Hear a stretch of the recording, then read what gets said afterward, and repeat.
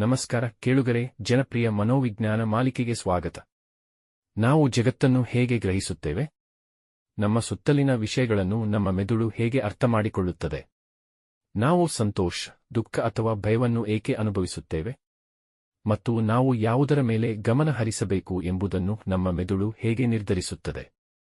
ಈ ಆಡಿಯೋದಲ್ಲಿ ನಮ್ಮೊಳಗಿನ ಈ ಆಂತರಿಕ ಜಗತ್ತಿನ ವಿಸ್ಮಯಗಳಾದ ಸಂವೇಗ, ಅವಧಾನ ಮತ್ತು ಪ್ರತ್ಯಕ್ಷಾನುಭವಗಳ ಕುರಿತು ಚರ್ಚಿಸಲಿದ್ದೇವೆ. ನಮ್ಮ ಭಾವನೆಗಳು ಹೇಗೆ ಹುಟ್ಟಿಕೊಳ್ಳುತ್ತವೆ, ನಮ್ಮ ಗಮನವು ಹೇಗೆ ಕಾರ್ಯನಿರ್ವಹಿಸುತ್ತದೆ ಮತ್ತು ನಮ್ಮ ಸುತ್ತಲಿನ ಪ್ರಪಂಚವನ್ನು ನಾವು ಹೇಗೆ ಗ್ರಹಿಸುತ್ತೇವೆ ಎಂಬುದರ ಹಿಂದಿರುವ ಮನೋವಿಜ್ಞಾನವನ್ನು ನಾವು ಅರ್ಥಮಾಡಿಕೊಳ್ಳಲಿದ್ದೇವೆ. ಈ ಸಂಚಿಕೆಗಾಗಿ ಕೈಬರಹದ ಟಿಪ್ಪಣಿಗಳನ್ನು ಹಾಗೂ ಮುಕ್ತ ಪರಾಮರ್ಶನ ಆಕಾರವನ್ನು ಬಳಸಲಾಗಿದೆ. ಧನ್ಯವಾದಗಳು. ಎಲ್ಲರಿಗೂ ಸ್ವಾಗತ. ಇಂದು ನಾವು ಕಲಿಕೆ ಅನ್ನೋ ಒಂದು ಬಹಳ ಆಸಕ್ತಿಕರ ವಿಷಯದ ಬಗ್ಗೆ ಮಾತಾಡೋಣ. ನಮ್ಮ ಹತ್ರ ಇರೋ ಮಾಹಿತಿಗಳು ಕಲಿಕೆ ಅಂದ್ರೆ ಏನು, ಅದು ಹೇಗೆಲ್ಲ ನಡೆಯುತ್ತೆ, ಯಾಕೆ ಕೆಲವೊಮ್ಮೆ ಸುಲಭ ಕೆಲವೊಮ್ಮೆ ಕಷ್ಟ ಅನ್ಸುತ್ತೆ ಅನ್ನೋದನ್ನೆಲ್ಲ ವಿವರಿಸುತ್ತೆ. ನಮ್ಮ ಇವತ್ತಿನ ಗುರಿ ಏನಂದ್ರೆ ಕೇವಲ ವಿಷಯ ತಿಳ್ಕೊಳ್ಳೋದಲ್ಲ, ಅದರ ಆಳಕ್ಕೆ ಇಳಿದು ನೋಡೋದು. ಸರಿ, ಶುರು ಮಾಡೋಣವೇ? ಖಂಡಿತ. ಮೊದಲಿಗೆ ಕಲಿಕೆ ಅಂದ್ರೆ ಬರೀ ಸ್ಕೂಲ್, ಕಾಲೇಜ್ ಅಂತ ಅಲ್ಲ. ಇದು ಜೀವನ ಪೂರ್ತಿ ನಡೆಯೋ ಒಂದು ಪ್ರಕ್ರಿಯೆ. ನಾವು ಸಿಕ್ಕಿರೋ ಮಾಹಿತಿಗಳ ಪ್ರಕಾರ ಇದು ನಮ್ಮ ಜ್ಞಾನ, ವರ್ತನೆ, ಸಾಮರ್ಥ್ಯಗಳಲ್ಲಿ ಅನುಭವದಿಂದ ಅಥವಾ ಅಭ್ಯಾಸದಿಂದ ಆಗುವ ಒಂದು ಬದಲಾವಣೆ.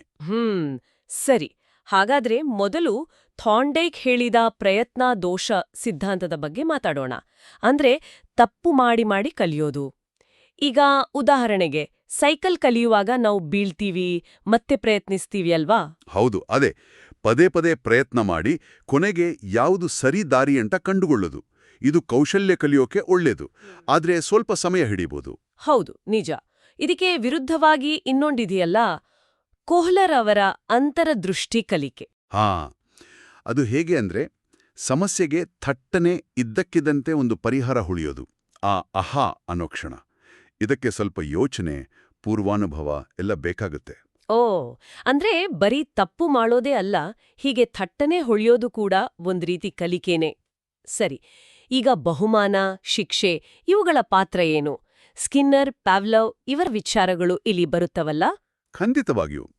ಸ್ಕಿನ್ನರ್ ಅವರ ಸಾಧಕ ಅನುಬಂಧ ಅಂತಾರಲ್ಲ, ಅದು ಹೇಳೋದೇನಂದ್ರೆ ನಾವು ಮಾಡೋ ಕೆಲಸದ ಪರಿಣಾಮಗಳು, ಅಂದ್ರೆ ಬಹುಮಾನ ಸಿಗುತ್ತಾ ಅಥವಾ ಶಿಕ್ಷೆ ಆಗುತ್ತಾ ಅನ್ನೋದ್ರ ಮೇಲೆ ಆ ಕೆಲಸ ಮತ್ತೆ ಮಾಡ್ತೀವಾ ಇಲ್ವಾ ಅಂತ ನಿರ್ಧಾರ ಆಗುತ್ತೆ. ಉದಾಹರಣೆಗೆ ಶಾಲೆಗಳಲ್ಲಿ ಟೀಚರ್ ಹೊಗಳಿದ್ರೆ ಮಕ್ಕಳು ಇನ್ನೂ ಚೆನ್ನಾಗಿ ಓದ್ತಾರೆ. ಹೌದು, ಅದೇ. ಬಹುಮಾನ ವರ್ತನೆಯನ್ನ ಪ್ರೋತ್ಸಾಹಿಸುತ್ತೆ.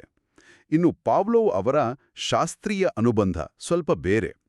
ಇದರಲ್ಲಿ ಒಂದು ನ್ಯೂಟ್ರಲ್ ಪ್ರಚೋದಕ, ಅಂದ್ರೆ ಮೊದಲು ಯಾವ ಪರಿಣಾಮ ಬೀರದ ಒಂದು ವಸ್ತು ಅಥವಾ ಸದ್ದು, ಅದನ್ನ ಒಂದು ಸಹಜವಾಗಿ ಪ್ರತಿಕ್ರಿಯೆ ತರಿಸೋ ಪ್ರಚೋದಕದ ಜೊತೆ ಪದೇ ಪದೇ ಜೋಡಿಸ್ತಾರೆ. ಕೊನೆಗೆ ಏನಾಗುತ್ತೆ ಅಂದ್ರೆ ಆ ನ್ಯೂಟ್ರಲ್ ಪ್ರಚೋದಕವೇ ಸಹಜ ಪ್ರತಿಕ್ರಿಯೆಯನ್ನ ಉಂಟು ಮಾಡುತ್ತೆ.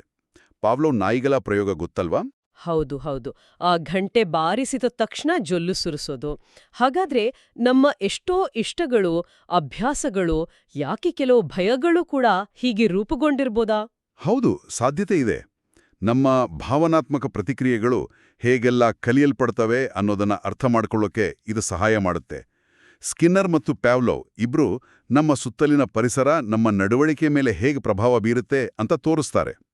ಇವುಗಳ ಜೊತೆಗೆ ಇನ್ನೊಂದು ಬಹಳ ಮುಖ್ಯವಾದ ಸಿದ್ಧಾಂತ ಇದೆ, ಆಲ್ಬರ್ಟ್ ಬಂಡೂರಾರ ಸಾಮಾಜಿಕ ಕಲಿಕೆ, ಅಂದ್ರೆ ಬೇರೆಯವರನ್ನು ನೋಡಿ ಕಲಿಯೋದು. ಹೌದು, ಇದು ತುಂಬಾನೇ ಮುಖ್ಯ, ವಿಶೇಷವಾಗಿ ಮಕ್ಕಳಲ್ಲಿ. ಬಂಡೂರಾರ ಬೋಬೋ ಗೊಂಬೆ ಪ್ರಯೋಗ ಬಹಳ ಫೇಮಸ್. ಅದರಲ್ಲಿ ಮಕ್ಕಳು ದೊಡ್ಡೋರು ಗೊಂಬೆಗ ಹೊಡೆಯೋದನ್ನು ನೋಡಿ ತಾವೂ ಹಾಗೆ ಮಾಡೋದನ್ನ ತೋರಿಸ್ತರು. ಇದು ಬರೀ ಅನುಕರಣೆ ಅಷ್ಟೇ ಅಲ್ಲ, ಬಂಡೂರಾರ ಸಿದ್ಧಾಂತದಲ್ಲಿ ಸ್ವಯಂ ಪರಿಣಾಮಕಾರಿತ್ವ ಅಥವಾ ಸೆಲ್ಫ್ ಎಫಿಕಸಿ ಅನ್ನೋ ಒಂದು ಕಾನ್ಸೆಪ್ಟ್ ಇದೆ. ಸೆಲ್ಫ್ ಎಫಿಕಸಿ ಅಂದ್ರೆ ಒಂದು ನಿರ್ದಿಷ್ಟ ಕೆಲಸವನ್ನ ಯಶಸ್ವಿಯಾಗಿ ಮಾಡೋಕೆ ನನ್ನಿಂದ ಸಾಧ್ಯ ಅಂತ ನಮಗಿರೋ ನಂಬಿಕೆ.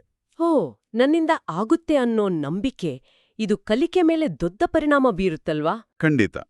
ಈ ನಂಬಿಕೆ ಜಾಸ್ತಿ ಇದ್ರೆ ನಾವು ಕಷ್ಟದ ಕೆಲಸಗಳನ್ನು ಧೈರ್ಯವಾಗಿ ಎದುರಿಸ್ತೀವಿ, ಹೆಚ್ಚು ಪ್ರಯತ್ನ ಪಡ್ತೀವಿ, ಪ್ರೇರಣೆ ಜಾಸ್ತಿ ಆಗತ್ತೆ.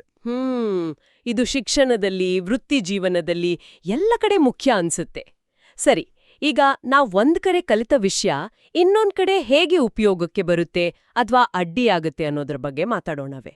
ಕಲಿಕೆಯ ವರ್ಗಾವಣೆ ಅಂತ ಇದೆಯಲ್ಲ? ಹೌದು, ಅದರಲ್ಲಿ 3 ಮುಖ್ಯ ವಿಧಗಳಿದೆ. ಧನಾತ್ಮಕ ವರ್ಗಾವಣೆ ಅಂದ್ರೆ ಒಂದು ಕೌಶಲ್ಯ ಇನ್ನೊಂದು ಕಲಿಯೋಕೆ ಸಹಾಯ ಮಾಡೋದು. ಉದಾಹರಣೆಗೆ ಸೈಕಲ್ ಓಡ್ಸೋಕ್ ಬಂದ್ರೆ ಬೈಕ್ ಕಲಿಯೋದು ಸ್ವಲ್ಪ ಸುಲಭ ಆಗಬಹುದು. ಹಾಗೇನೆ ನಕಾರಾತ್ಮಕ ವರ್ಗಾವಣೆನೂ ಇದೆಯಾ? ಇದೆ.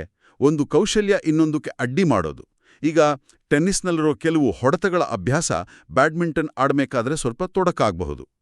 ಇನ್ನೊಂದು ದ್ವಿಪಾರ್ಶ್ವಿಕ ವರ್ಗಾವಣೆ ಅಂದ್ರೆ ಬಲಗೈಯಲ್ಲಿ ಕಲಿತ ಒಂದು ಕೌಶಲ್ಯ ಸ್ವಲ್ಪ ಮಟ್ಟಿಗೆ ಎಡಗೈಗೂ ವರ್ಗಾವಣೆ ಆಗೋದು. ಇಂಟ್ರೆಸ್ಟಿಂಗ್. ಹಾಗಾದ್ರೆ ಒಟ್ಟಾರೆ ಕಲಿಕೆ ಚೆನ್ನಾಗಾಗ್ಬೇಕು ಅಂದ್ರೆ ಅಥವಾ ಈ ವರ್ಗಾವಣೆ ಸರಿಯಾಗಾಗ್ಬೇಕು ಅಂದ್ರೆ ಯಾವ ಅಂಶಗಳು ಮುಖ್ಯ? ಹಲವು ಅಂಶಗಳಿವೆ. ಮೊದಲನೇದು ಪುನರ್ಬಲನ ಅಂದ್ರೆ ಸರಿವರ್ತನೆಗೆ ಸಿಗೋ ಬಹುಮಾನ ಅಥವಾ ಪ್ರೋತ್ಸಾಹ. ಇದು ಆ ವರ್ತನೆಯನ್ನ ಬಲಪಡಿಸುತ್ತೆ. ಸರಿ. ಇನ್ನೊಂದು ಪ್ರೇರಣೆ ಅಲ್ವಾ? ಹೌದು. ಪ್ರೇರಣೆ ಒಳಗಿಂದ ಬರಬಹುದು. ಅಂದ್ರೆ ವಿಷಯದ ಮೇಲಿನ ಆಸಕ್ತಿ, ಅಥವಾ ಹೊರಗಿಂದ ಅಂದ್ರೆ ಹೊಗಳಿಕೆ, ಬಹುಮಾನ ಇತ್ಯಾದಿ. ನಾವು ಆಗ್ಲೇ ಮಾತಾಡಿದ ಸ್ವಯಂ ಪರಿಣಾಮಕಾರಿತ್ವ ಇದೆಯಲ್ಲ, ಆ ನಂಬಿಕೆ, ಅದು ಪ್ರೇರಣೆಗೆ ನೇರವಾಗಿ ಸಂಬಂಧಿಸಿದ್ದು. ಹೌದು, ನಂಬಿಕೆ ಇದ್ರೆ ಪ್ರೇರಣೆನೂ ಇರುತ್ತೆ. ಇನ್ನು ಶಿಕ್ಷೆ. ಇದು ತಪ್ಪು ವರ್ತನೆಯನ್ನ ಕಡಿಮೆ ಮಾಡೋಕೆ ಬಳಸಬಹುದು. ಆದರೆ ಬಹಳ ಎಚ್ಚರಿಕೆಯಿಂದ. ಯಾಕಂದ್ರೆ ಅತಿಯಾದರೆ ಭಯ, ಒತ್ತಡ ಉಂಟಾಗಿ ಕಲಿಕೆಗೆ ಅಡ್ಡಿಯಾಗೋ ಸಾಧ್ಯತೆನೂ ಇರುತ್ತೆ. ಸರಿ. ಕೊನೆಯದಾಗಿ, ಕೆಲವರಿಗೆ ಕಲಿಕೆಯಲ್ಲಿ ಕೆಲವು ನಿರ್ದಿಷ್ಟ ಸವಾಲುಗಳಿರ್ತಾವಲ್ಲ, ಡಿಸ್ಲೆಕ್ಸಿಯಾ, ಡಿಸ್ಗ್ರಾಫಿಯಾ, ಈ ತರಹದ ನ್ಯೂನತೆಗಳ ಬಗ್ಗೆನೂ ನಮ್ಮ ಮೂಲಗಳಲ್ಲಿ ಮಾಹಿತಿ ಇದೆ. ಹೌದು. ಡಿಸ್ಲೆಕ್ಸಿಯಾ ಅಂದ್ರೆ ಓದುವಲ್ಲಿ ತೊಂದರೆ, ಡಿಸ್ಗ್ರಾಫಿಯಾ ಅಂದ್ರೆ ಬರೆಯುವಲ್ಲಿ ತೊಂದರೆ, ಡಿಸ್ಕ್ಯಾಲ್ಕುಲಿಯಾ ಅಂದ್ರೆ ಗಣಿತದ ಲೆಕ್ಕಾಚಾರಗಳಲ್ಲಿ ಕಷ್ಟ, ಡಿಸ್ಟೋನಿಯಾ ಅಂದ್ರೆ ಸ್ನಾಯು ಸೆಳೆತದಿಂದಾಗಿ ಬರವಣಿಗೆ ಅಥವಾ ಇತರ ಚಲನೆಗಳಿಗೆ ಅಡ್ಡಿ. ಇವು ಬುದ್ಧಿಶಕ್ತಿಯ ಕೊರತೆಯಲ್ಲ, ಇದು ಮೆದುಳು ಮಾಹಿತಿಯನ್ನ ಸಂಸ್ಕರಿಸೋ ರೀತಿಯಲ್ಲಿರೋ ವ್ಯತ್ಯಾಸ ಅಷ್ಟೇ.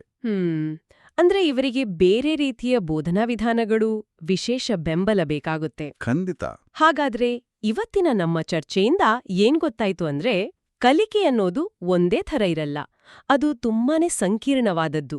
ಪ್ರಯತ್ನ ದೋಷ, ಅಂತರದೃಷ್ಟಿ, ಅನುಕರಣೆ, ಬಹುಮಾನ ಶಿಕ್ಷೆ, ನಮ್ಮ ನಂಬಿಕೆಗಳು, ಪರಿಸರದ ಪ್ರಭಾವ, ಹೀಗೆ ಎಷ್ಟೊಂದು ವಿಷಯಗಳು ಸೇರ್ಕೊಂಡಿವೆ. ಹೌದು. ಈ ಎಲ್ಲ ಸಿದ್ಧಾಂತಗಳು, ಪರಿಕಲ್ಪನೆಗಳು, ಕಲಿಕೆಯ ಮೇಲೆ ಪ್ರಭಾವ ಬೀರೋ ಅಂಶಗಳು ಮತ್ತು ನ್ಯೂನತೆಗಳ ಬಗ್ಗೆ ತಿಳುವಳಿಕೆ ಇರೋದು ಬಹಳ ಮುಖ್ಯ. ಇದು ಶಿಕ್ಷಣ, ತರಬೇತಿ, ಕೌನ್ಸೆಲಿಂಗ್ ಹೀಗೆ ಹಲವು ಕ್ಷೇತ್ರಗಳಲ್ಲಿ ನಮಗೆ ಸಹಾಯ ಮಾಡುತ್ತೆ.